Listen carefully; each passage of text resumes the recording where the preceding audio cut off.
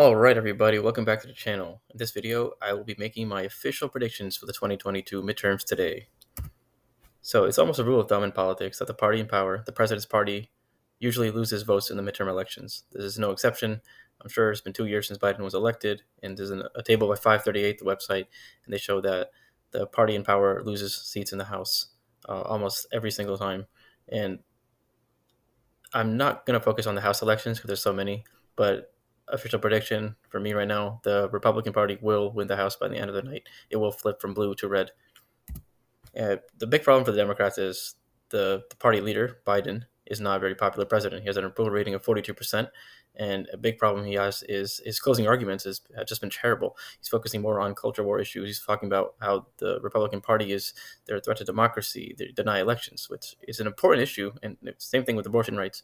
These are all important issues, but when the top issues for voters in almost every single poll, especially in the swing states, the top issues are the economy, inflation, focusing on other things, it's not a winning argument. It's just not.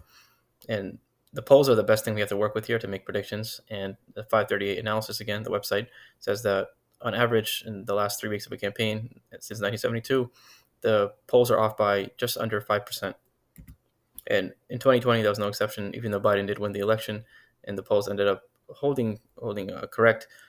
In some states, they were just way off. Getting to the first race, Pennsylvania, the Senate election, Dr. Oz is the Republican television personality. He's a doctor on TV, doctor in real life, running up against John Fetterman, who's the lieutenant governor in Pennsylvania. The RCP aggregate, which is an accumulation of all the polls, has Oz up by just a very small percent, 0.4%. So this race could go either way, but I think Fetterman will hold on. And the reason being, well, first of all, Biden only won the state by 1 point in 2020, so it is definitely a swing state. And I think Fetterman will win because Josh Shapiro is running for governor of the state of Pennsylvania, and he's way ahead against Mastriano, the Republican. And I just don't buy the cross ticket theory. People will vote for Shapiro and they will vote for Fetterman, in my opinion. They won't split the ticket and say they won't go Shapiro and Oz. I could be wrong, but I think Fetterman does hold on to this. Second race is Arizona. This will be another really close race. The RCP aggregate has Masters up, the Republican, by 0.3%. Mark Kelly is the incumbent current senator. He won in 2020. He filled the seat that John McCain was voided by John McCain after he died.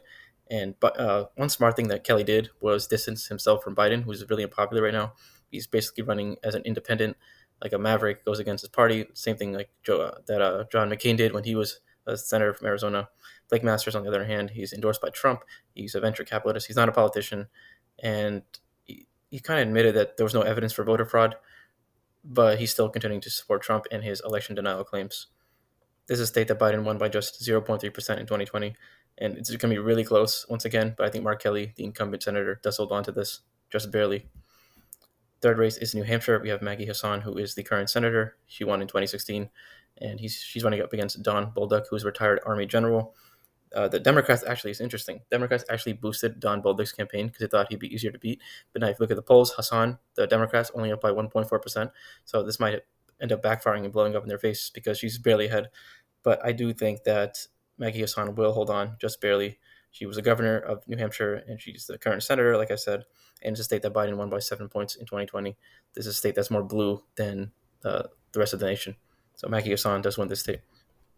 Georgia, Raphael Warnock is the current senator from Georgia. He won the election 2 years ago in a special election. He's running up against Herschel Walker, who is a retired NFL superstar. But it's weird, in Georgia, you need 50% of the vote to avoid a runoff election. And I don't think either of these two guys will get to 50% today. But eventually, I think Herschel Walker will win this Senate seat. And one reason being Brian Kemp is running for governor, re-election for governor against Stacey Abrams, and he's way ahead. And again, I don't buy the split ticket theory. I think people will vote for Brian Kemp, the Republican, and also Herschel Walker, the Republican, and he will hold on. This is, again, a swing state. Biden only won this state by 0.2% in 2020. So official prediction, Walker does win the state, and it will flip to red. Lastly, we have Nevada, Adam Laxalt running against the incumbent senator, Catherine Cortez Masto. The RCP aggregate has Laxalt up by a decent margin, actually, 3.4%.